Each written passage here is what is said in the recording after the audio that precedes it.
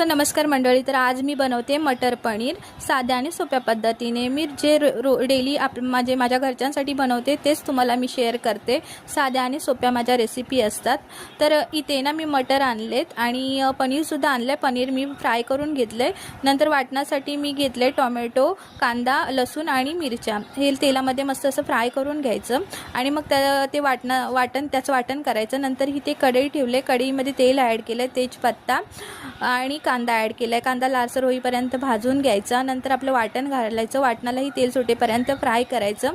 मग आपले मटर ॲड करायचे, थोडंसं पाणी ॲड करायचं। मग आपण फ्राय केलेलं पनीर ॲड करायचं आणि बघा मस्त असं आपलं झालं मटर पनीर। आणि ह्या स्टेजला आपण कोथिंबीर ॲड करायची आणि बघा मस्त अशी चमचमीत मटर पनीरची भाजी झाली आहे।